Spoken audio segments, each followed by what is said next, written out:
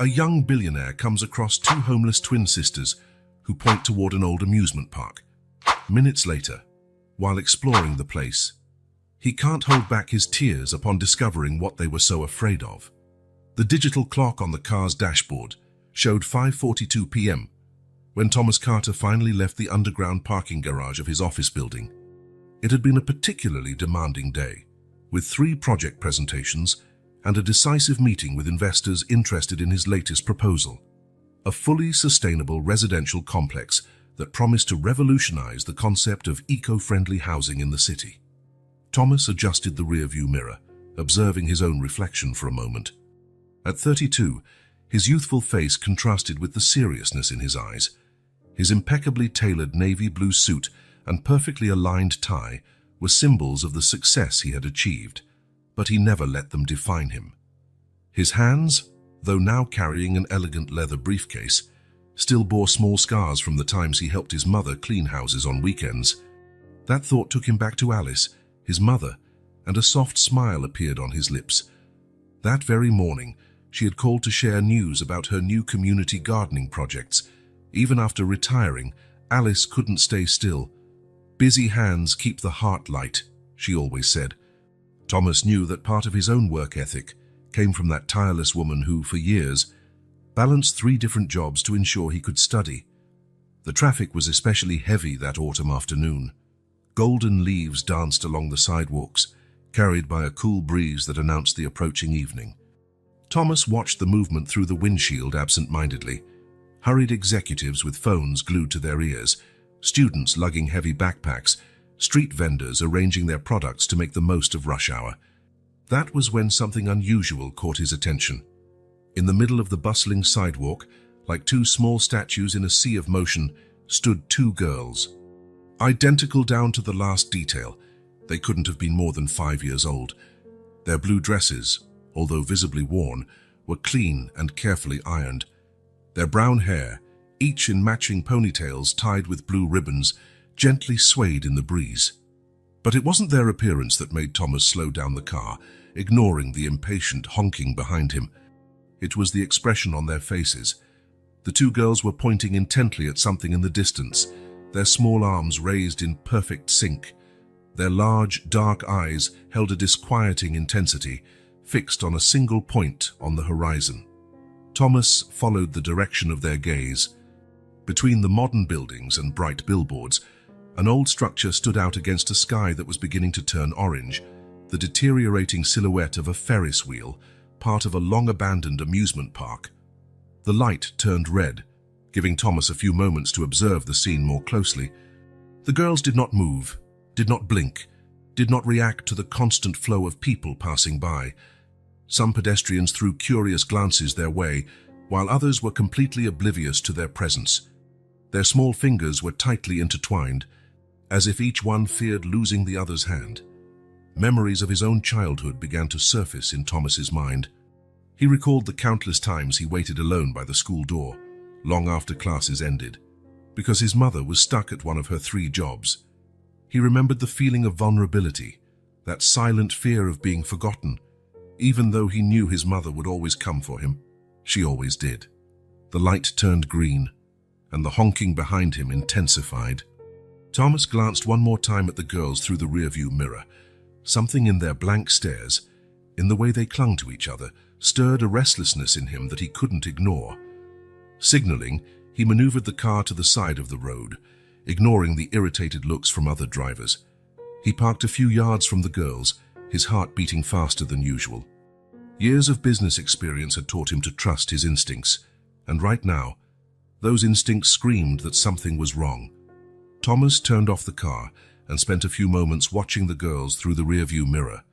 The sun continued its descent, and shadows from the buildings began to stretch across the street, creating a play of light and shadow that made the scene even more surreal.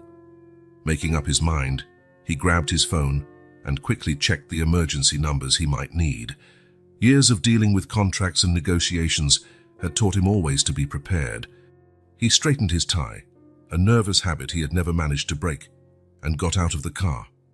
The noise of the city hit him full force. Distant honking, fragmented conversations, the squeaking of buses at stops, music escaping from a nearby shop. But the girls remained in absolute silence, as if they existed in a bubble separate from the reality around them. Approaching carefully, Thomas could see more details. The dresses, though worn, showed signs of care. Small patches sewn with attention, stains that had been carefully removed. Their shoes, a pair of white sneakers now somewhat yellowed, were clean, though the soles were noticeably worn out. "Hello?" Thomas said softly, maintaining a respectful distance. "Are you okay? Are you waiting for someone?" The twins turned their heads toward him with a movement so perfectly in sync, it gave Thomas a chill. Their eyes, a deep brown that looked almost black in the evening light, met his. There was something in that gaze, a mixture of fear and silent plea that made his heart tighten. The girls did not respond. Instead, they went back to pointing at the abandoned park, their arms trembling slightly with the effort of keeping them raised. A stronger gust of wind blew past them, causing the blue dresses to flutter and revealing bruised knees covered with colorful band-aids. Thomas crouched down, getting on their level. "My name is Thomas," he tried again, his voice gentle. "Can I help you find your parents?" The mention of parents caused a visible reaction. The twin on the right, the one Thomas noticed had a small star-shaped patch on the pocket of her dress, tightened her grip on her sister's hand. Tears began to form in both girls' eyes, but they remained silent, their arms still insistently pointing toward the park.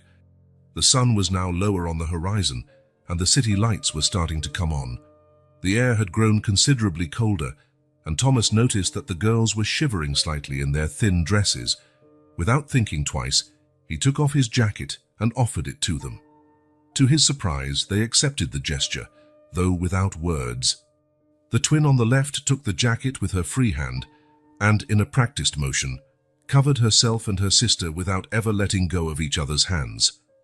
Thomas glanced at the busy street.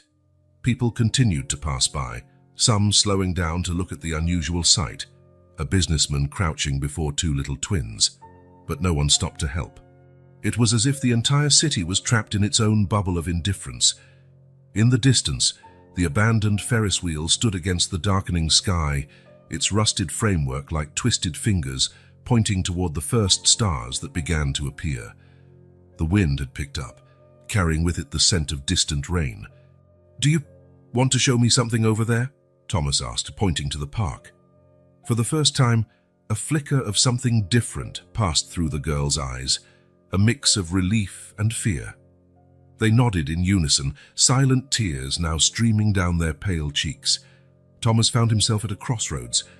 The rational part of his brain, the same that had made him a successful businessman, told him to call the police immediately, but there was something deeper. Perhaps the part of him that still remembered what it felt like to be a vulnerable child, that stopped him from simply handing over the situation to the authorities.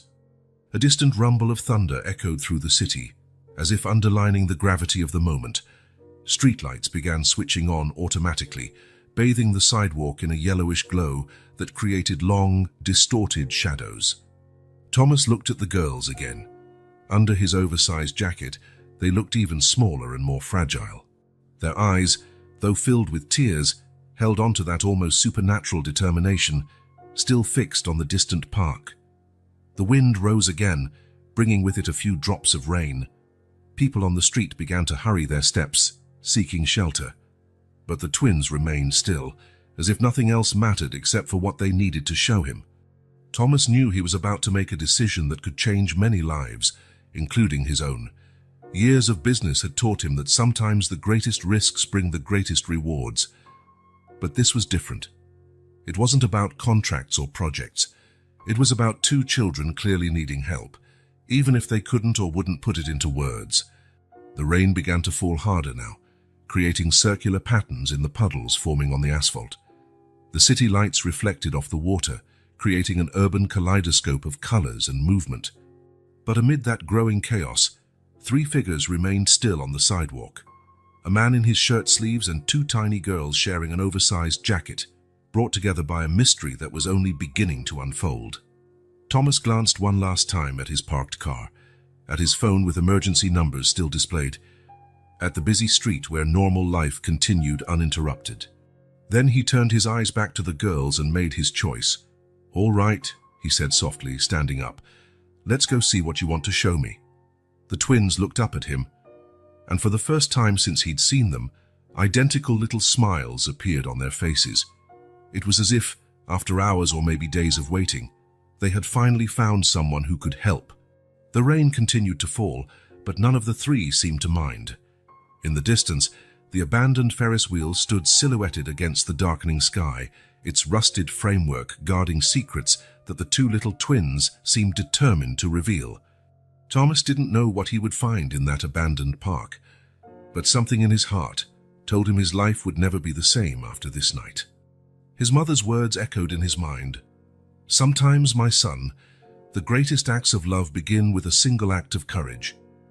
And so, under the steadily falling rain, three figures started their journey toward the abandoned amusement park. A man who had learned to trust his instincts, and two little girls who, in their silence, carried a story desperately waiting to be told. The rain had slowed to a light drizzle by the time they reached the rusty gates of the amusement park. Large metal letters, some missing, still spelled out "Magic Paradise" on a deteriorated archway above the entrance. The irony of the name did not escape Thomas, who watched the abandoned structures casting grotesque shadows under the fading evening light. The twins were still huddled under his jacket, but their steps had become more hesitant as they approached. Thomas noticed how their small bodies grew more tense with every yard closer they got, like birds about to take flight at the first sign of danger. The main gate was held shut by rusted chains, but the girls guided him to a side opening in the fence, well hidden behind overgrown bushes. The path looked well trodden, with trampled vegetation forming a narrow trail. Entering the park, Thomas felt as though they were crossing into another world. The contrast with the busy city they had left behind couldn't have been sharper. Here, silence was almost absolute, broken only by the occasional creak of rusted metal swaying in the wind and the distant cooing of pigeons sheltered in the taller structures. The Ferris wheel they had seen from the street looked even more impressive up close. Its empty cabins swayed gently in the breeze, some still bearing traces of their original colors under layers of rust and neglect. A nearby carousel stood frozen in a perpetual race, the once merry horses now appearing almost grotesque under the dim light. Thomas took it all in with the trained eye of an architect, noting how nature was slowly reclaiming the space. Vines climbed broken lampposts, small trees sprouted through cracks in the concrete, and moss covered much of the metal surfaces. At another time, he might have found the view fascinating from a professional perspective, but not today. Not with two frightened girls leading him through this maze of abandoned memories. The twins led him along a winding path between the rides. They passed a funhouse hall of mirrors with most of the glass broken, the shards glittering like dirty diamonds on the floor. A roller coaster loomed in the distance, its tracks carving impossible loops against the darkening sky like a slumbering metal serpent. It was when they reached a more secluded area of the park that Thomas began to notice the first signs of recent habitation. An old shooting gallery booth, its faded awning still partly intact, showed clear signs of having been converted into an improvised shelter. Thomas stopped, his heart tightening in his chest. "Is this where you live?" The twins nodded, still in their characteristic silence. Thomas approached the booth, noticing details that told a painful story. Old blankets carefully folded in a corner, some clothes hanging from improvised lines, empty food wrappers neatly stacked. There were also more disturbing signs, several empty liquor bottles scattered on the ground, some broken, and marks on the wooden walls that looked like they had been made by fists or objects thrown in anger. Amid those signs of chaos, Thomas noticed little touches that could only have come from the girls. A makeshift vase with wildflowers already wilting, childish drawings taped to the wall with worn-out tape, a tattered rag doll carefully placed on a wooden crate. Suddenly, a harsh voice shattered the silence like thunder. "You two in here. Where's my money?" The effect on the girls was instantaneous and devastating. Their small bodies began to shake violently, and they moved closer to Thomas as if he were a shield. For the first time since he'd found them, one of the girls made a sound, a small whimper of fear that broke his heart into 1,000 pieces.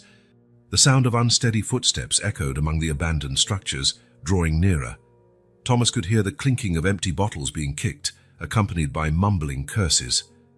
"Where did you run off to, you worthless brats?" The voice was closer now, seething with drunken anger. "I told you not to come back without any money." Thomas felt the girls press even closer behind him.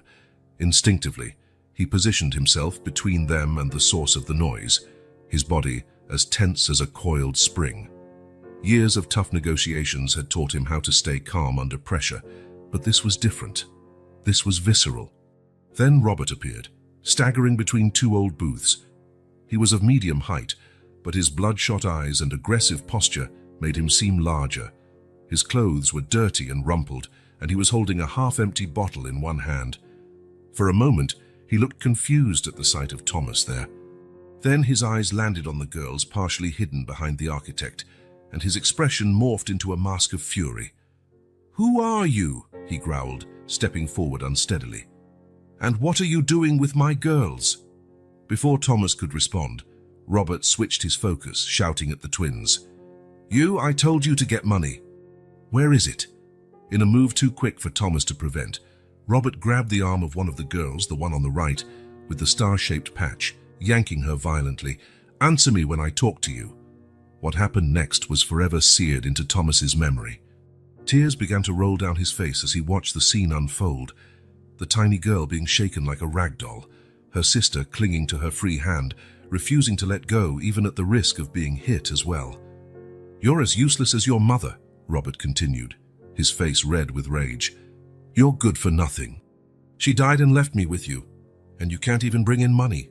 Something inside Thomas snapped.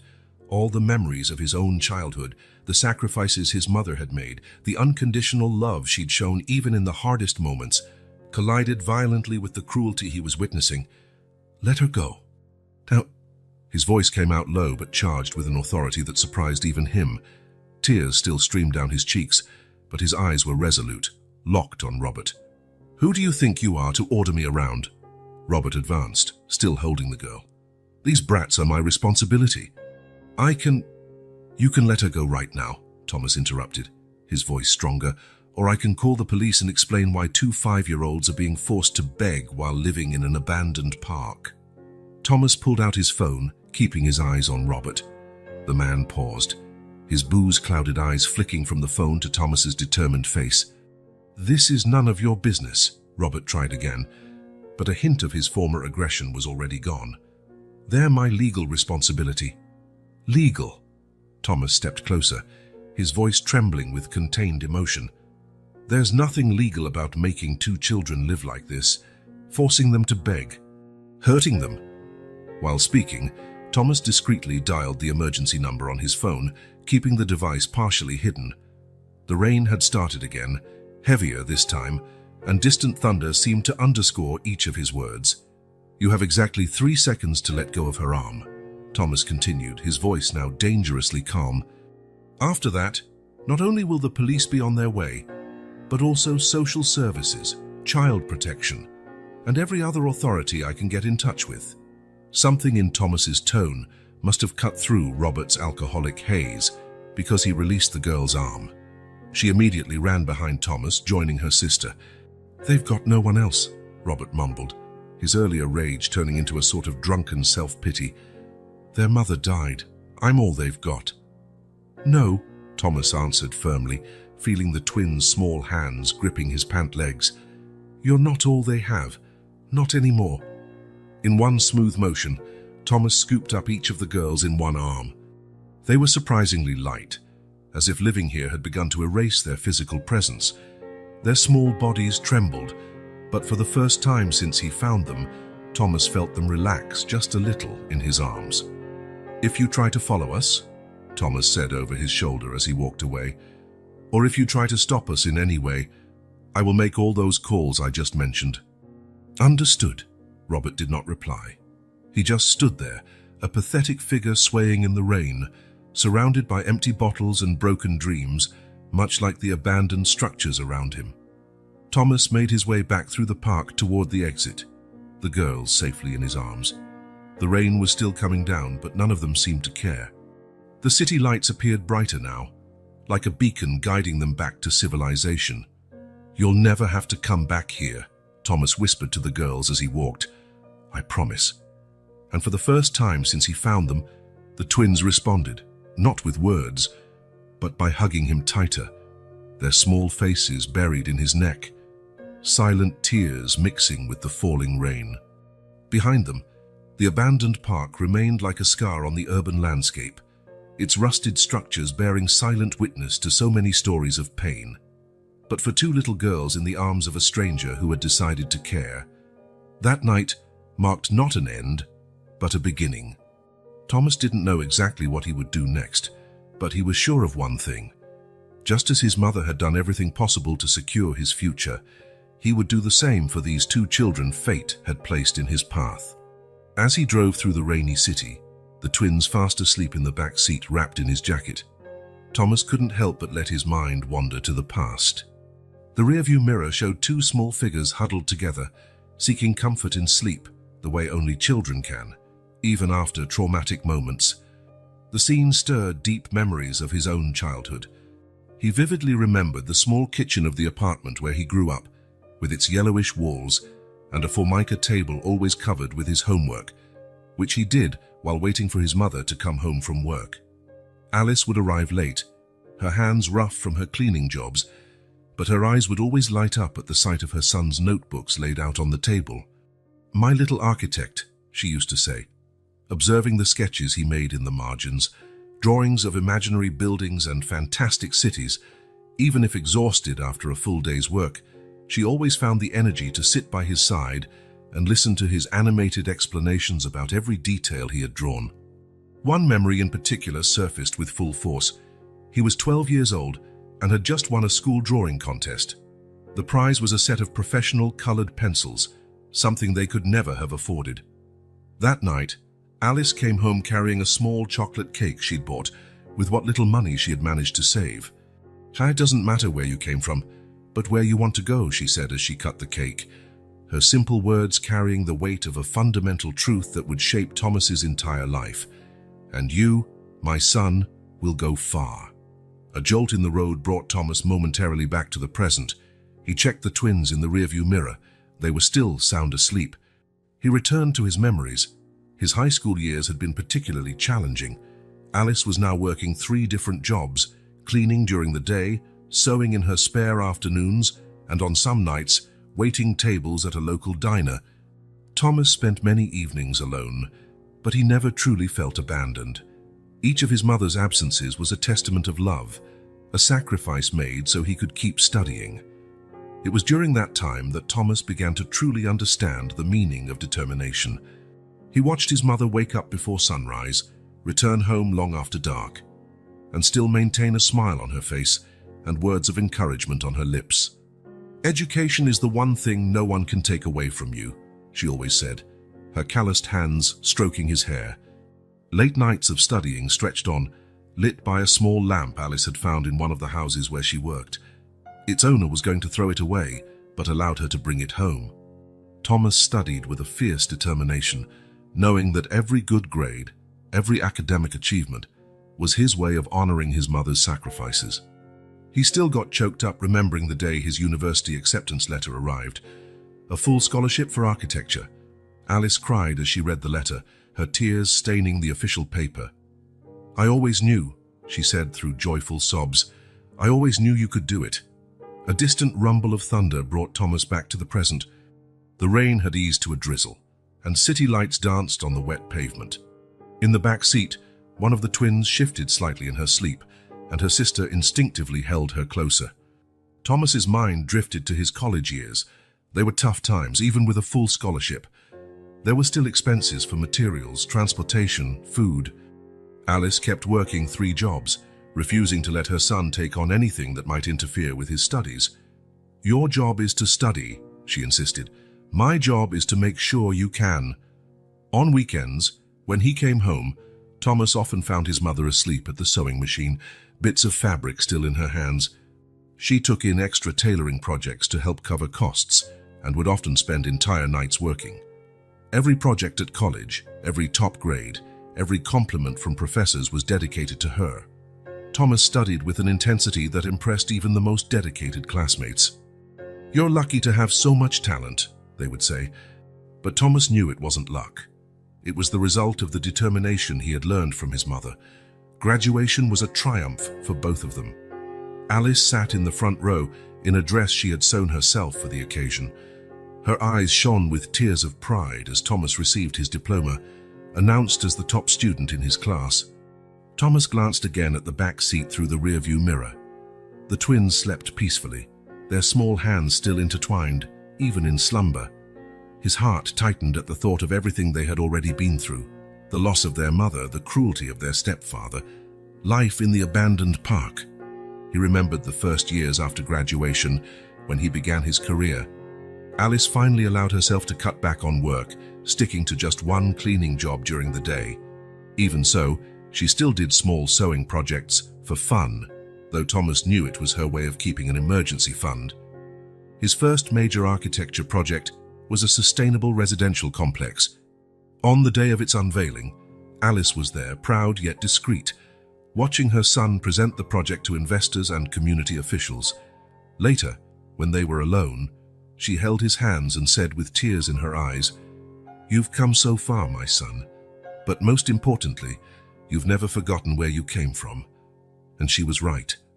Every professional accomplishment, every new successful project, every step in his ascending career was tempered by the memory of his humble roots and the sacrifices that had made it all possible. Now, driving through the city with two little orphans in the back seat, Thomas understood more than ever the transformational power of love and unconditional support. His mother had been his guiding light, his anchor, his greatest supporter.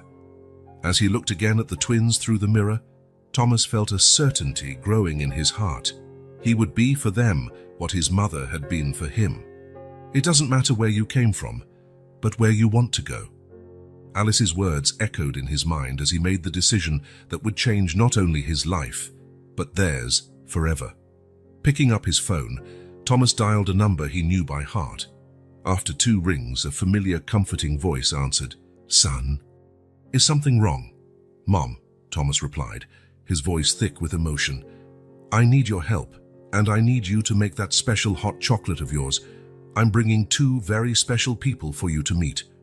In the back seat, the twins kept sleeping, unaware of the conversation that would shape their future.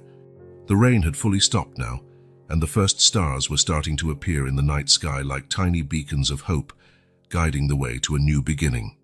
The shopping center was still open when Thomas parked his car. The place's bright lights were a stark contrast to the dark, rainy night they had left behind.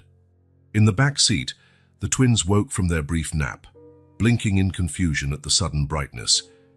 "We're going to buy some things for you," Thomas said gently, watching them through the mirror. The girls glanced at each other, a silent conversation passing between them the way only twins can manage. The department store was relatively empty at that hour. A young sales assistant approached them the moment they entered, her professional smile wavering slightly when she noticed the state of the girls' clothing. Thomas was still in just his dress shirt, now wrinkled, having given his jacket to the twins. "We need complete outfits for both," he told the sales assistant, his voice low but firm. "And shoes. Everything in their sizes." The twins stayed close to each other, their small hands intertwined as always. Their eyes, however, roamed the children's section with an interest they couldn't entirely hide. Thomas noticed how they looked, especially at one rack of colorful dresses. "You can pick out whatever you like," he said kindly. "How about we start with the dresses?" Emma, the twin Thomas now identified as the one with the star-shaped patch on her old dress, was the first to step hesitantly toward the clothes. Her free hand lightly touched a pale pink dress with small embroidered flowers. "Do you like this one?" Thomas asked. Emma nodded shyly. "And you, Sarah? Is there one you like?" Sarah looked at her sister as if seeking permission, then pointed at a very similar dress in light blue. Thomas smiled, taking both dresses. "We'll need more than just one," he said. "How about we pick out several?" Over the next 40 minutes, Thomas and the sales assistant, who now better understood the situation and showed genuine kindness, helped the girls choose a complete wardrobe: dresses, pants, shirts, warm jackets for the upcoming autumn, socks, new underwear, soft pajamas with unicorn prints. In the shoe section, Thomas insisted they try several pairs until they found the most comfortable ones. When Sarah slipped on her new purple sandals, a tiny smile appeared on her face, the first Thomas had seen since he'd found them. It was in the toy section that they had their first surprise. Emma stopped suddenly in front of a shelf of art supplies, her eyes fixed on a set of professional colored pencils, very similar to the one Thomas had won in that contest during his childhood. "Do you like to draw?" he asked softly. Emma nodded. "Mummy always gave us paper to draw on while she sewed," she whispered, almost inaudibly. Thomas took the set of pencils, drawing pads, and other art materials. He noticed that Sarah was more interested in children's books, especially one with illustrations of gardens and flowers. He added several of those to the basket as well. After paying, Thomas completely disregarding the substantial bill, they headed to the family restroom. With bags of new clothes in hand, he waited patiently outside while the twins changed, assisted by the kind sales assistant who volunteered to help. When they emerged, it was as though two different girls had entered the restroom. Emma wore her new pink dress, Sarah wore her new blue one, both with matching new shoes and freshly brushed hair, using the combs they'd just gotten. Their old dresses were placed in a separate bag. Thomas noticed they hadn't wanted to throw them away, likely because their mother had made them. "You must be hungry," Thomas said, noticing that it was already past 8 o'clock. "I know a place nearby that serves delicious pasta. How does that sound?" The Italian restaurant was just a few minutes from the mall. It was a family-owned place, with red and white checkered tablecloths and a welcoming aroma of tomato sauce and fresh herbs in the air. The hostess led them to a cozy corner table, bringing 2 special booster seats for the girls. Thomas helped the twins settle in, noticing how their eyes roamed the place with curiosity. An elderly waiter approached with menus and 2 coloring sets with crayons for the girls, a small courtesy the establishment offered to young customers. "Do you like pasta?" Thomas asked, though he already knew the answer by the way they looked at the plates passing by on nearby tables. Both nodded. Thomas ordered spaghetti and meatballs for the 3 of them, grape juice for the girls, and water for himself. While they waited, the twins began quietly coloring their pages, still holding each other's hands under the table. The waiter brought a basket of fresh bread and butter first. Thomas noticed the girls looking at it hungrily, but they waited as if they needed permission. "Go ahead and take one," he said gently. "It's here for you to eat." They began eating slowly, politely, but it was evident they were starving. Thomas's heart ached, wondering how long it had been since they'd had a proper meal. When the main dishes arrived, the familiar smell of homemade spaghetti filled the air around the table. That's when it happened. Emma, staring intently at her plate, broke the silence she had maintained since the park. "Mommy used to make pasta like this," she whispered, her voice small but clear. Sarah, beside her, nodded in agreement, her eyes also fixed on the plate. Thomas kept quiet, instinctively sensing this was a crucial moment. After a few moments of silence, punctuated only by the gentle clinking of utensils, Emma continued. "She used to make it on Sundays," her voice gaining a bit more confidence, "and she'd let us help roll the meatballs. She would sing while she cooked," Sarah added softly, speaking for the first time. "She was always singing." Thomas listened closely, his own plate forgotten as the girls, between bites of pasta and sips of juice, began sharing fragments of their memories. "Our house was really small," Sarah continued, her eyes distant as though seeing something beyond the restaurant walls. "But it was nice. Mommy used to plant flowers in the window, roses and daisies. And sunflowers," Emma said. "They were her favorites." The girls told him about Marie, their mother, a talented seamstress who worked at home so she could take care of them.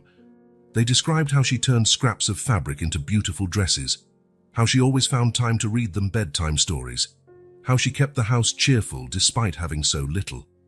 "She got sick really fast," Emma said, her voice trembling slightly. "At first she only coughed a little, then—" Robert was already drinking before Sarah continued when her sister couldn't finish. "But after Mommy, after she—" Her voice faltered. He sold everything, Emma added, silent tears rolling down her cheeks. Mommy's sewing machine, all the fabrics, everything. Thomas listened to every word, his heart breaking while his mind took in every detail. He noticed how the girls referred to their mother in the present tense when talking about happy memories, but couldn't quite manage it when discussing her death, a wound still too fresh to fully process. "You're both very brave," he said softly when they paused, "and I'm sure your mother is very proud of you."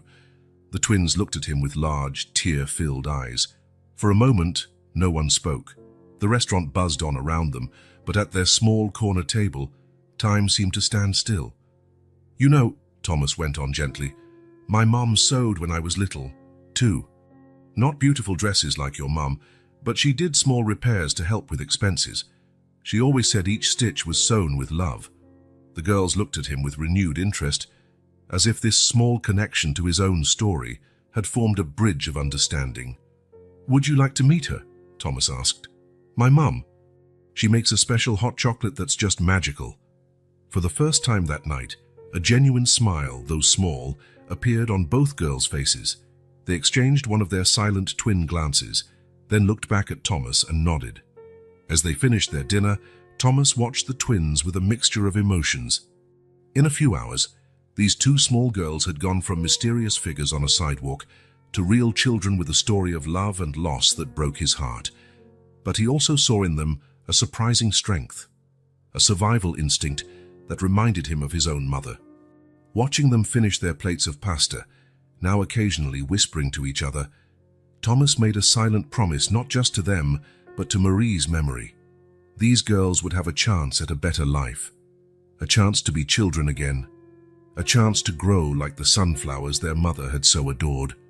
The waiter brought dessert, 2 chocolate sundaes the girls shared, their faces lighting up with each spoonful. For Thomas, that simple moment symbolized the start of something new, the first step in a long journey of healing and fresh beginnings. Morning light had barely begun to seep through the office windows when Thomas arrived. He had left the twins sleeping at his house, under Alice's watchful care. She hadn't hesitated for a moment to welcome the girls when he showed up on her doorstep the night before. Sitting at his spacious desk overlooking the city, Thomas opened his laptop. The screen reflected his tired face. He hadn't slept much, his mind constantly replaying the previous day's events and all the implications of what he was about to do. His first search was about children's rights. Articles, laws, regulations, and legal procedures filled his screen. Each new piece of information raised more questions, more complexities. Thomas began making meticulous notes in his black hardcover notebook, the same he used for his most important projects. His assistant, Maria, walked in with coffee, pausing in surprise to see him there so early. "I need you to cancel my morning meetings," he said, not taking his eyes off the screen. "And please, schedule an appointment with Dr. Anderson, our corporate attorney, as soon as possible." Maria nodded, noting the child welfare documents on the screen. She had worked with Thomas long enough to recognize when something important was happening, and she was discreet enough not to ask unnecessary questions. By 9 o'clock, his phone rang. It was Alice. "The girls just finished breakfast," she said, her voice calm but emotional. "Emma helped make pancakes. Sarah is still very quiet, but her eyes lit up when I showed her my garden." Thomas smiled, recalling what the twins had said about their mother's sunflowers. "How did they sleep, Mom?" "Together, of course. Even though we have 2 bedrooms ready for them, they wouldn't separate. They slept holding hands." Alice paused. "Son, they had nightmares during the night. They cried, calling for their mother." Thomas closed his eyes, his heart aching. "I figured that might happen." "Thomas," Alice continued, her voice more serious now, "what are you planning to do?" It was the question he had been asking himself since the night before. His morning research made it clear that the situation was complex. Without a legal connection to the girls, his options were limited. "I'm not sure yet, Mom, but I can't just ignore this. I wouldn't expect you to," Alice interrupted kindly. "You've always had a heart bigger than the world, even back when it was just us who needed help." She paused. "You know, over the years, I've helped several families I met while cleaning. Some situations looked impossible at first, but there's always a way if you act with love and determination. Thomas smiled, remembering how many times his mother had come home with stories of families she'd helped, with food, clothes, or simply a sympathetic ear. What do you suggest, Mom? First, we need to understand their legal situation. Was that man, Robert, legally married to their mother? Does he have any documents for the girls? We have to know what we're up against. Thomas jotted down quick notes. His mother, even without formal legal training, had an intuitive grasp of practical matters from years of assisting people in tough spots. Then, she continued, we need to think about their immediate well-being. Trauma doesn't wait for bureaucracy, son. They need to feel safe, loved, protected. Everything else can be sorted out over time. How are they right now? Drawing in the garden. I gave them some paper and colored pencils. And Emma is showing a natural talent. She's drawing flowers with remarkable detail for her age. Sarah is more interested in the butterflies that show up in the garden. She even smiled when one landed near her. Thomas felt tears well up in his eyes.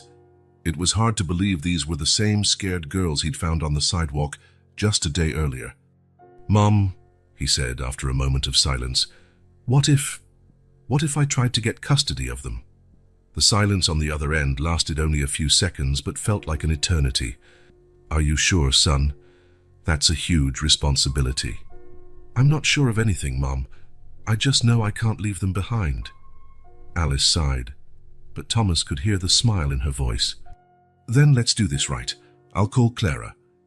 Clara was a social worker Alice had met years ago while cleaning at the Department of Social Services. They had stayed in touch, and Clara had helped with several situations Alice had encountered over the years. She still works there. Yes, and she's in a higher position now. She can guide us on the first steps. Thomas took more notes. His notebook now had pages full of information, contacts, ideas. Next to the phone numbers and legal citations were small sketches, designs of a child's bedroom, ideas for a play space. Son, Alice brought his attention back again. There's something else we need to consider. What's that? The girls. They need to be heard in this decision. They're small, yes, but they've already experienced too much not to have a voice in their own future. Thomas nodded, even though he knew she couldn't see him. You're right. Absolutely right.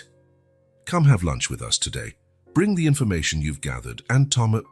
Yes, I'm proud of you, so proud. After hanging up, Thomas returned his attention to the computer screen with renewed energy. He opened his architectural design program and began working on a new project, renovating his apartment to accommodate 2 young residents. The following hours were a whirlwind of activity. Dr. Anderson, his attorney, arrived around 11 a.m. with a folder full of documents on custody rights and legal procedures. Maria came in and out of the office, bringing more coffee and helping to organize the growing amount of information. Near noon, Thomas received a text message from his mother with a photo attached, Emma and Sarah in the garden, each holding a small pot with newly planted sunflower seeds that Alice had helped them sow. Their faces didn't show full smiles yet, but there was a softness in their expressions that hadn't been there the day before. That was when Thomas became absolutely certain of his decision. It wouldn't be easy. The documents scattered across his desk were proof of how complicated it would get. There would be legal obstacles, bureaucratic hurdles, emotional challenges. But looking at the photo of the girls with their sunflower seedlings, he knew it would be worth it. He put his papers in a folder, closed his laptop, and grabbed his keys. In the elevator on the way to the parking lot, he began a mental list. They would need new beds, school supplies, maybe even a bigger home with a yard where the girls could plant their own flowers. His phone buzzed with another text from Alice. Emma just asked if you're coming back for lunch. Say it's the first time she's asked a direct question. Thomas smiled as he got into his car. Yes, the road ahead would be long and complicated, but every small step forward, every timid smile, every whispered question would be a victory. And with his mother's support, guidance from professionals like Clara, and above all his own unwavering determination, he knew they would find a way. After all, as his mother always said, it doesn't matter where you come from, but where you want to go. And Thomas wanted to go to a place where two little girls could be children once more, could grow up surrounded by love and safety, could plant sunflowers and dream of bright futures. Driving toward his mother's house, Thomas thought of Marie, the girl's mother. Wherever she was, he hoped she could see that her daughters had found people willing to carry on her legacy of love. And as the midday sun bathed the city in golden light, Thomas silently promised her daughters would have the chance to flourish, just like the sunflowers she cherished so much. Morning was still veiled in mist when Thomas parked his car near the old amusement park. Dew coated the metal surfaces of its rusted structures, giving the place an almost ethereal atmosphere. On his back seat rested a brown leather folder containing neatly organized documents, the result of an entire night's work with Clara, the social worker. His plan was simple: enter, retrieve the girl's personal belongings, and leave.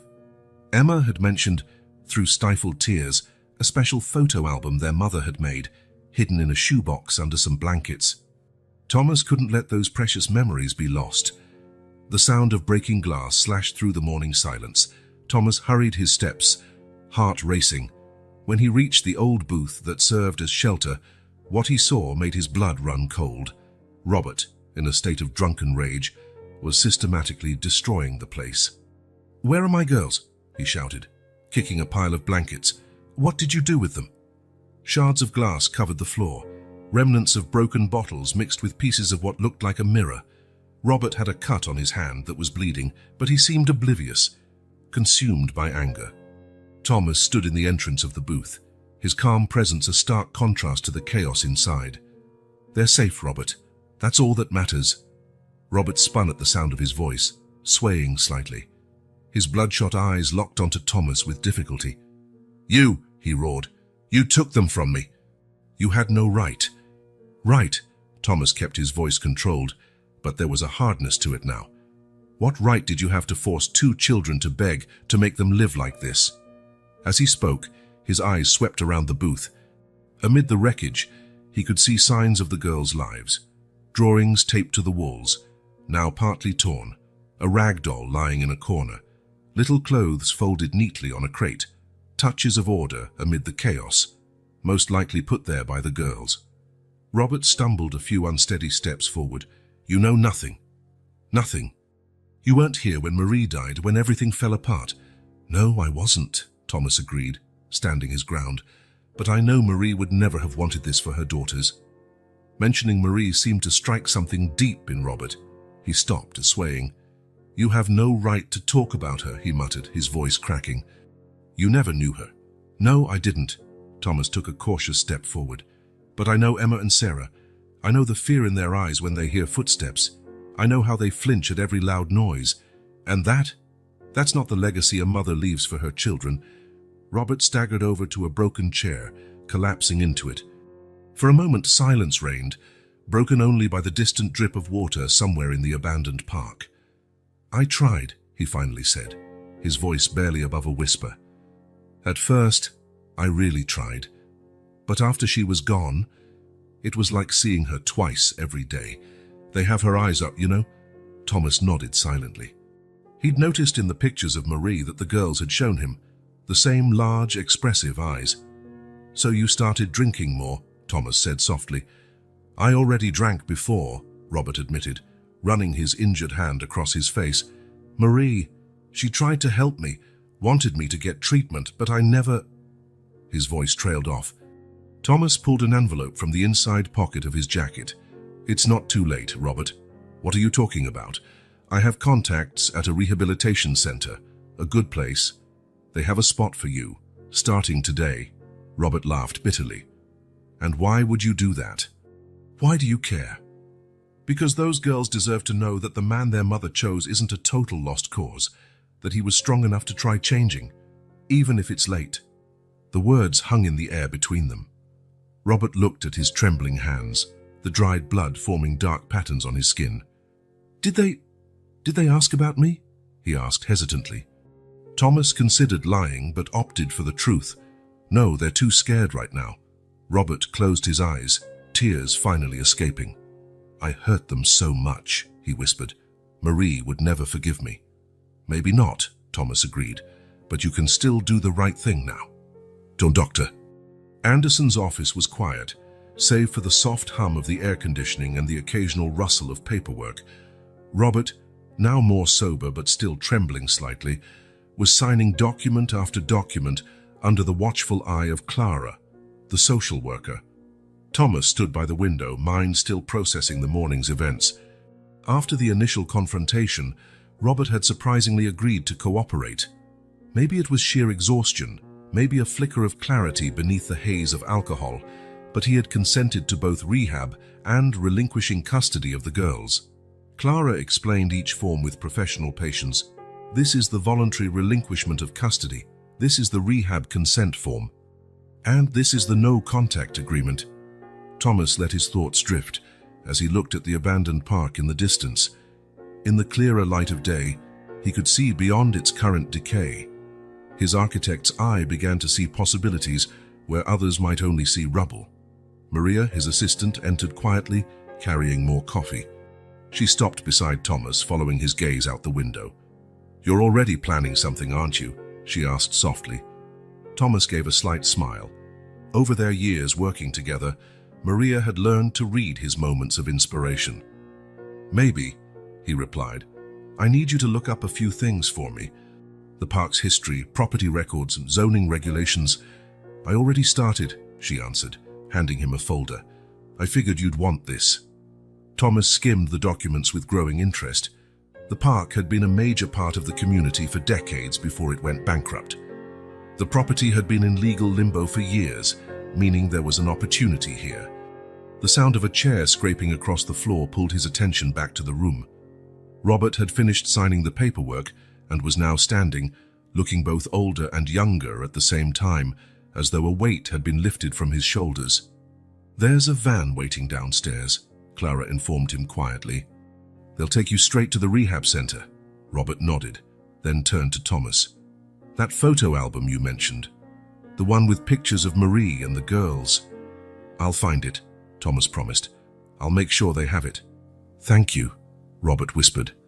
Then, almost inaudibly, "Take care of them." After Robert and Clara left, Thomas turned his full attention to the documents Maria had brought. He sat at his desk and began typing on his computer, his hands flying over the keyboard as he researched, took notes, and started drafting ideas. The next few weeks were a whirlwind of activity. Thomas divided his time between managing the legal processes related to the twins and developing his new project, transforming the abandoned park.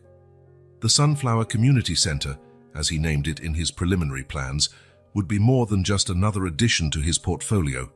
It would be a complete metamorphosis, from abandonment to hope, from decay to renewal.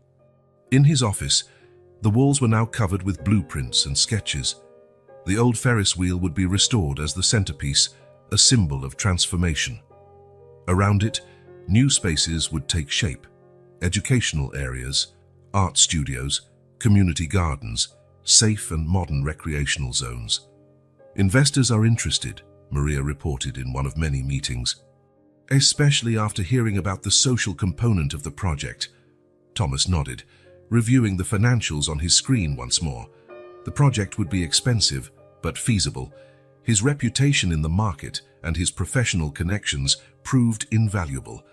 At home, the changes were just as significant. With combined efforts from Thomas and Alice, the twins began to open up. Emma spent hours drawing in her new art corner. Thomas had set it up in one of the bedrooms. Sarah had fallen in love with the garden, spending time with Alice learning about different flowers. The legal process progressed, with Clara keeping everything on track. Authorities were surprisingly cooperative, especially after witnessing the girls' transformation in just a few weeks of proper care. "They're flourishing," Clara remarked during one of her regular visits. "It's remarkable to see the difference."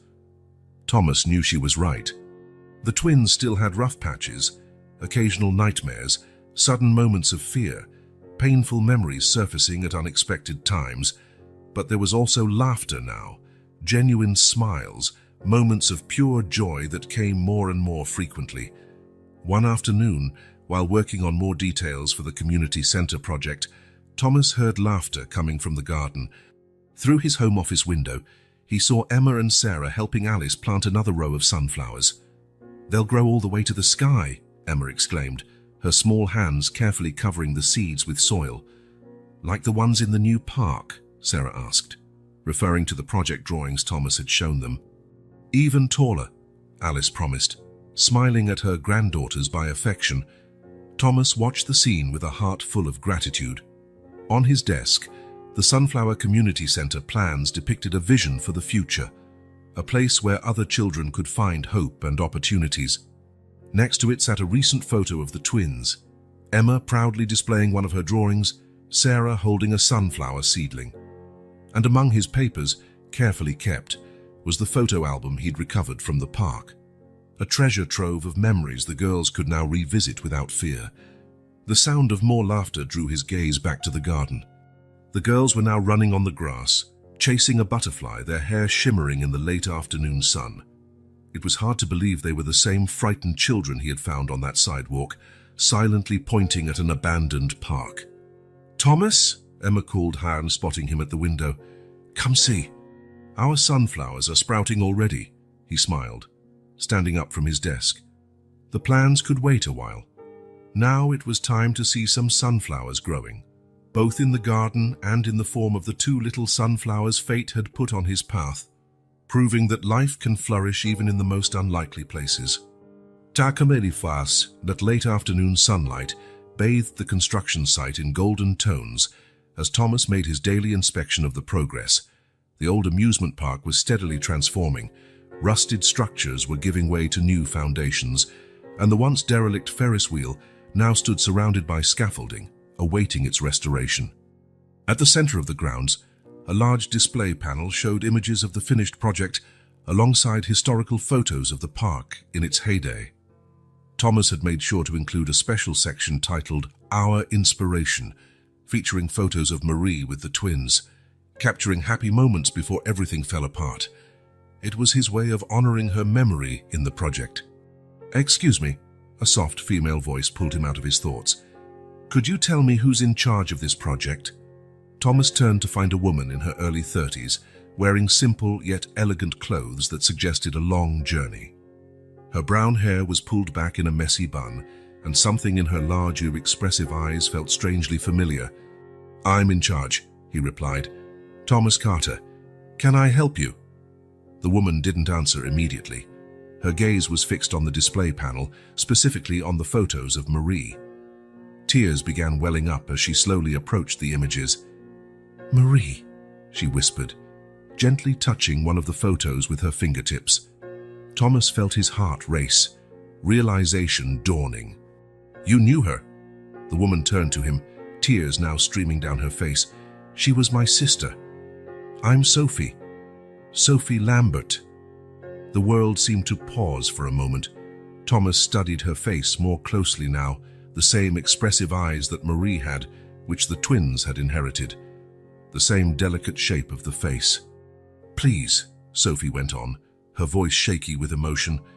"The girls, Emma and Sarah, they're fine," Thomas quickly reassured her, guiding her to a nearby bench. "They're safe." Sophie collapsed onto the bench, sobbing quietly. "I've looked for so long. I was in New Zealand when it happened. I was doing volunteer work in remote areas, barely any communication. By the time I found out about Marie," she opened her travel bag and pulled out a worn envelope stuffed with newspaper clippings and documents. "I tried every official channel, but Robert had changed addresses. No one knew where they were. I came back as soon as I could, but it took months to get all the permissions and visas sorted out." Thomas listened attentively as Sophie recounted her story, how she and Marie had grown up close after losing their parents at a young age. How Sophie had always been the adventurous one, traveling the world doing humanitarian work, while Marie had settled down, dreaming of opening her own sewing shop one day.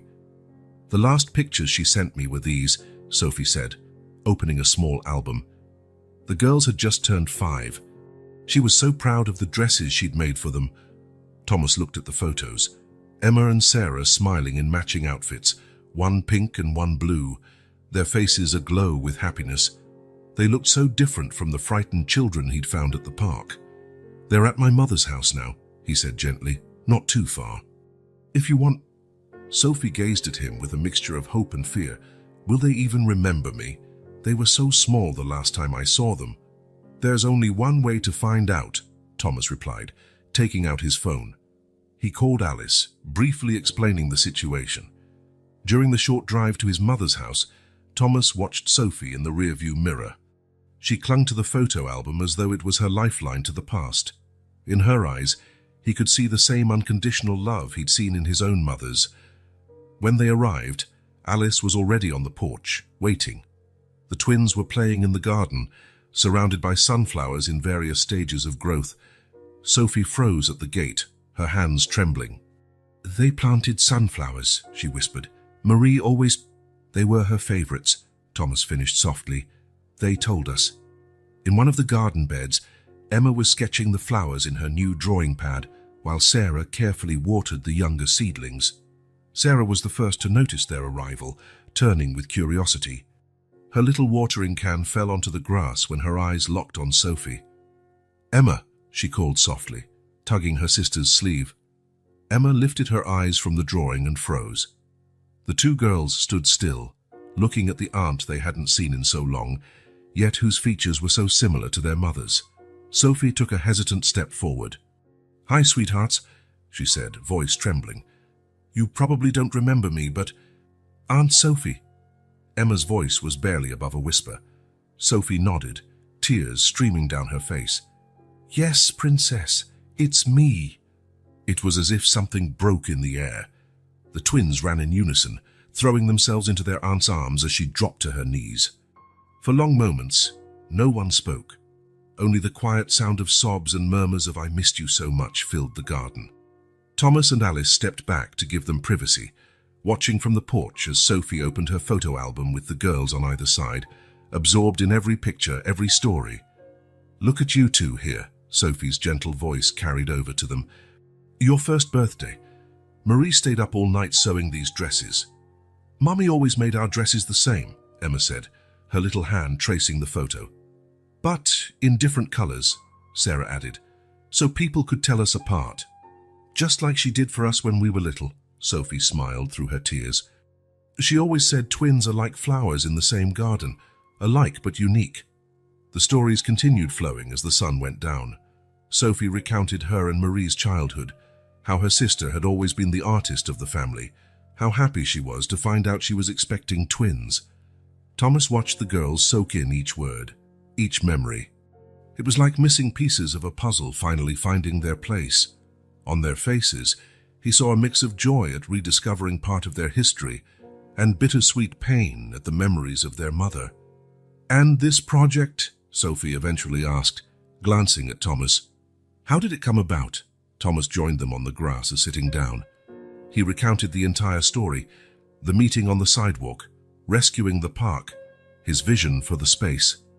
"Marie would have loved it," Sophie said softly. "She always said abandoned places are just places waiting to be loved again." Emma looked up from the photo album. "Aunt Sophie, are you staying?" The question hung in the air, full of hope and fear. Sophie looked at Thomas, then at the girls. "If you'll let me," she answered carefully, "I'd love to be part of your lives again." Thomas felt his heart clench at the sight of the twins' faces, a mixture of joy and uncertainty.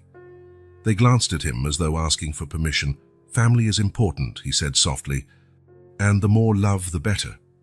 The sun had fully set now, and Alice switched on the garden lights. The sunflowers swayed gently in the evening breeze, their silhouettes casting dancing shadows on the lawn. At the center of the garden, three figures remained huddled together, bound by blood and love, as memories of the past paved a road to the future. Thomas watched with a swirl of emotions. The universe worked in mysterious ways. On the same day that the foundations for the new community center began to take shape, another type of foundation was being rebuilt, that of the girls' family. The garden's sunflowers seemed to bow toward the group, as though paying tribute to this moment of reunion. Somewhere, Thomas liked to imagine, Marie was smiling, Her daughters had found not just safety, but a renewed piece of their own story through her sister's eyes and memories. The first week after Sophie's arrival felt like a dream. The girls bloomed in her presence, soaking up every story, every memory she shared about their mother. Sophie brought more than just photo albums. She brought life to the memories that had begun to fade. Thomas watched with both joy and apprehension. During breakfast, Sophie would tell stories of Marie's childhood, making the girls giggle at her teenage antics. In the afternoon, she helped Emma with her drawings, showing techniques Marie had taught her. With Sarah, she shared knowledge of flowers she had learned on her travels, including different species of sunflowers around the world. It was on a quiet evening, after the girls had gone to bed, that the inevitable conversation finally took place. Thomas was in his home office, finalizing details for the community center project, when Sophie knocked gently on the door. "Can we talk?" she asked, and her voice soft but resolute. Thomas nodded, indicating the chair opposite him. He noticed she was carrying a folder of documents, his heart already anticipating what she wanted to say. "You did something amazing for them," Sophie began, sitting down. "I'll never be able to thank you enough for saving my nieces from that situation." Thomas noticed the "my nieces" in her phrasing. "They're extraordinary children," he responded carefully. Sophie opened her folder, taking out some papers. "Thomas, I need to be direct with you. I came here to take the girls with me." Even though he had expected this, the words hit Thomas like a punch to the gut. He kept his expression controlled. Years of negotiations had taught him to mask his emotions. "They're my family, my blood," Sophie continued, her voice quavering slightly. Marie was more than my sister. After we lost our parents, she was my rock, my anchor. She sacrificed so much so that I could study, travel, pursue my dreams." She paused, holding up an old photo from her folder. Two teenage girls smiling, the older one with a protective arm around the younger one. "When I found out she was sick," Sophie swallowed hard, "I should have come back right away. I should have been here, but communication was so difficult where I was. By the time I got the news—" "You can't blame yourself for that," Thomas said softly. "I can," Sophie replied, tears now streaming. "And that's why I have to do the right thing now. Marie always said family is everything. She'd want the girls with someone who shares their blood." Thomas stood up and walked over to the window. Outside, the moon lit the garden where earlier that day the girls had been laughing and playing. "Sophie," he began carefully, "I understand how you feel. More than that, I respect your blood connection to them." But he turned to face her. "Have you asked them what they want?" Sophie seemed caught off guard by the question. "They're too young to—" "They've been through things no child ever should," Thomas gently interrupted. "They lost their mother, were mistreated by their stepfather, lived in terrible conditions, and now, finally, they're starting to feel safe again. Which is exactly why they need family." "They already have a family," Thomas countered, his voice firm yet kind. "Not by blood, but by heart. My mother has become the grandmother they never had. This has become their home. They have routine, stability, security." Sophie also stood, meeting Thomas's gaze head-on. "You think I can't give them that? That's not what I'm saying. I know you love them. I know you'd do anything for them, but—" He hesitated. "Where do you live right now?" Sophie looked away. "I don't have a fixed place yet, but I can find one. And your job? Your humanitarian travels? I can change my life for them, like Marie changed hers for you," Thomas asked quietly. The question struck Sophie like an arrow. She swayed slightly, sinking back into her chair. "That's not fair," she whispered. "No, it's not," Thomas agreed, sitting next to her. "Nothing about this situation is fair. It's not fair that Marie died so young. It's not fair you didn't get to say goodbye. It's not fair the girls went through such hardship." Silence filled the office for a long moment. From upstairs, the soft sound of the Starry mobile Thomas had installed in the twins' room drifted through, the tune they now needed to sleep. "You know what Emma told me yesterday?" Thomas finally broke the silence. "She said she finally understands why her mom always planted sunflowers. It's because even when it's cloudy, they look for the light," were her exact words. Sophie sobbed softly. That's so Marie. She always found beauty in the little things. The girls are like those sunflowers now, Thomas continued. After all that darkness, they're finally turning to the light. They're putting down roots here, Sophie, and you can be part of that. How? She asked, voice small. Not as their sole legal guardian, but as their aunt, as a living link to their mother and their history. They need you, Sophie. But they need you for who you are. Their adventurous aunt who brings stories of the world, who shares memories of Marie, who loves them unconditionally. Sophie looked at the papers in her folder, custody documents she had prepared. With trembling hands, she began putting them away. You really love them, don't you? She asked softly. More than I ever thought possible to love anyone in such a short time, Thomas admitted. At that moment, a small noise at the door drew their attention. Emma and Sarah stood there in matching pajamas, looking at them with sleepy eyes. We had a nightmare, Emma explained quietly. Thomas and Sophie exchanged a glance. Wordlessly, they both opened their arms when the girls ran to them, Emma to Thomas, Sarah to Sophie. Want to hear a story your mum used to tell me when I had nightmares? Sophie asked gently. The twins nodded, settling onto the sofa in the office. Thomas got up to give them space, but 4 small hands pulled him back. Stay with us, Sarah requested. And so, under the soft glow of a desk lamp, Sophie began to tell a story from her and Marie's childhood, her gentle voice lulling the girls back towards sleep. Thomas watched the scene with a full heart.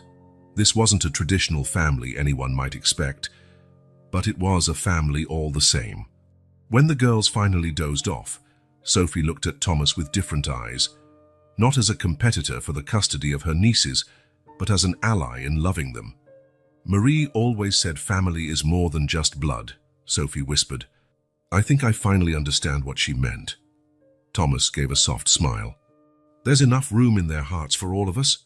Outside, the sunflowers in the garden swayed gently in the moonlight, their faces still turned toward where the sun had set, patiently waiting for a new dawn. Like the flowers their mother loved so much, Emma and Sarah had found their way to the light, not through a single source, but through a mosaic of love formed by everyone who cared for them. And that night, in the quiet office with 2 small girls asleep between them, Thomas and Sophie silently made a pact. They would not compete for the girls' love, but work together to ensure they never again experienced the darkness of abandonment. The weeks that followed that late-night talk brought a quiet tension to the house, like an undercurrent, unseen on the surface but felt by everyone living there. The twins, especially sensitive after everything they'd been through, were the first to show signs of restlessness. Emma began having trouble sleeping again. Her drawings, which had started becoming vibrantly colored in recent weeks, reverted to darker tones. Sarah spent hours in the garden, but now in complete silence, just watching the sunflowers as if they might have the answers. Thomas noticed every change, every sign of anxiety. One particularly rough morning, he found Emma sitting alone on the staircase, clutching her sketchbook. Are you okay, little one? He asked, sitting beside her. Emma didn't answer right away, her fingers tracing the outline of a drawing, a family of sunflowers, some large and some small, all together. Do we have to choose? She finally whispered, her voice barely audible. Choose what, Emma? Between you and Aunt Sophie. Thomas felt his heart sink. Of course they'd picked up on it. How could they not? They were young but had lived enough to sense when something wasn't right. No one's going to make you choose, he replied gently. You don't need to worry about that. But the worry was there, evident in how the girls now hesitated before showing affection, as if afraid of hurting someone's feelings. Thomas caught them whispering to each other, and then abruptly stopping when an adult approached. Sophie also noticed. She remained present, bringing stories and memories of Marie. But Thomas could see the hurt in her eyes when the girls withdrew, unsure how to act. One afternoon, while Sophie and Sarah were planting more sunflower seeds, Thomas found himself thinking about his own mother. She'd always said that sometimes true love meant giving up what we want for the good of those we love.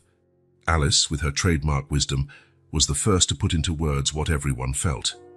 They're slipping away again, she said one night, after the girls were in bed. Not the same way as before. But they are. The fear of losing, of having to choose, it's eating them up. Thomas knew she was right. The twins had started sleeping even more closely than before, as if afraid someone might tear them apart in the night. During the day, they rarely left each other's side, even in the simplest tasks. The situation reached a critical point on a Thursday night. Thomas had taken the girls to see the progress at the community center. Sophie met them there, bringing photo albums recovered from old family friends. While exploring the site, Emma suddenly stopped in front of the large panel displaying photos of Marie. "Do you think Mummy would like it here?" she asked, her voice small but laden with meaning. Sophie knelt beside her. "She would love it, sweetie. She always believed in turning sad places into happy ones. Like she did for us," Sarah added softly. "When we felt sad, she always sang that sunflower song," Sophie finished, tears in her eyes. Thomas looked on, his heart torn between the deep love he felt for the girls and the growing realization of what needed to happen. Sophie wasn't just a link to Marie. She was a living part of the girls' history, a piece of their mother that still breathed, laughed, and told stories. Later that night, after everyone had gone to bed, Thomas quietly climbed the stairs to the twins' room. They slept entwined as usual, the starry mobile spinning softly overhead, casting little points of light on the walls. He stood there for a long time, watching their peaceful faces in slumber. Emma was still clutching her sketchbook. She'd drawn a portrait of the family today, with everyone together. Herself, Sarah, Thomas, Sophie, Alice, and at the center, a large sunflower that Thomas suspected represented Marie. That was when the decision crystallized in his heart. It wouldn't be easy. Perhaps it would be one of the hardest things he had ever done. But sometimes, love demands exactly that, doing what's right, not what's easy.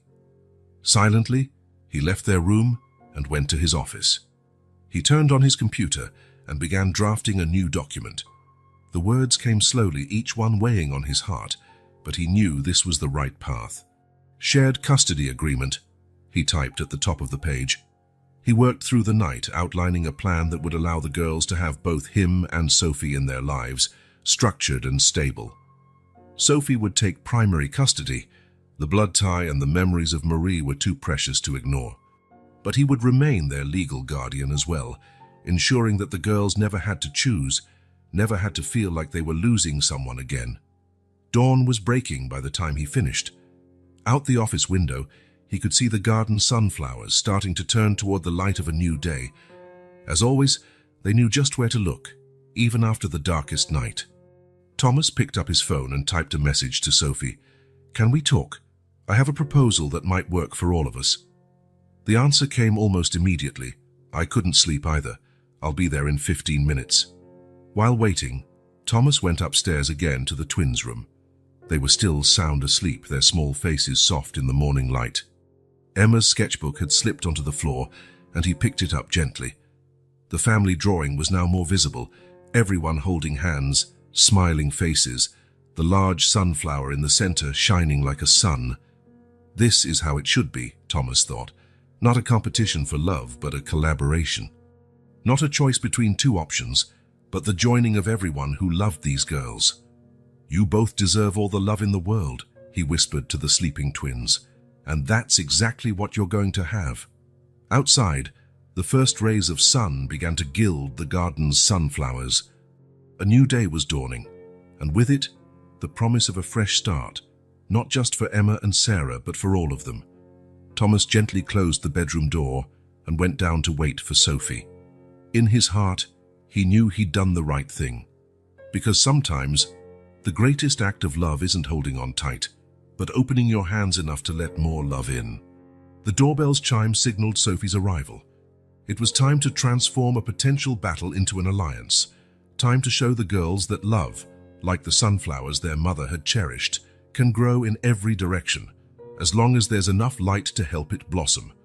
The morning of the Sunflower Community Center's grand opening dawned flawlessly, as though the very sky wanted to celebrate the occasion. The sun shone gently through a few scattered clouds, and a soft breeze made the sunflowers in the front garden sway in a natural dance. Thomas stood in his temporary office inside the center, straightening his tie while watching the final preparations through the window. The transformation of the place was stunning. Where once there were abandoned structures and painful memories, there now rose a vibrant space of hope and possibility. The old Ferris wheel, fully restored, gleamed under the morning sun, its cabins painted in cheerful shades of yellow and orange. All around it, new buildings blended with preserved elements of the former park, creating a unique fusion of past and present. A gentle knock on the door pulled him back to reality. It was Alice, already dressed for the ceremony, her eyes shining with motherly pride. "The girls are almost ready," she said, entering. "Sophie's helping with the last touches on their dresses." Thomas smiled, recalling how the twins had insisted on wearing specially made dresses for the day, one in soft pink, one in pale blue, each with small sunflowers embroidered along the hem. Sophie had found one of Marie's old sewing machines in storage and, after restoring it, had used it to create the dresses exactly as her sister would have done. "How are they doing?" he asked, his voice betraying some anxiety about the announcement he planned to make later.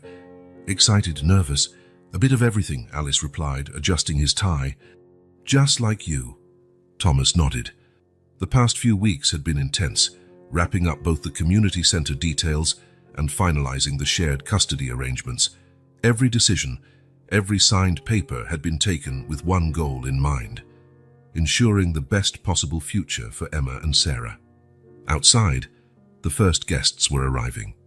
The mayor, project investors, representatives of local organizations, families from the community, all eager to see the new space that promised to revitalize the neighborhood. Thomas headed downstairs to welcome them, pausing occasionally to admire parts of the project that were now complete.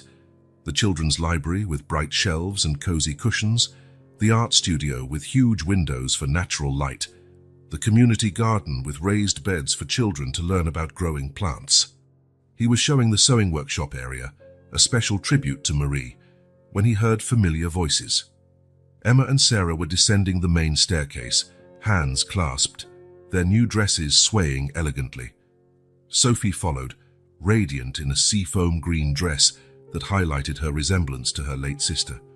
The girls halted upon seeing Thomas, identical smiles lighting up their faces. There were no shadows of fear in their eyes anymore, no traces of the anxiety of the past weeks. There was only love, pure, simple, multiplied.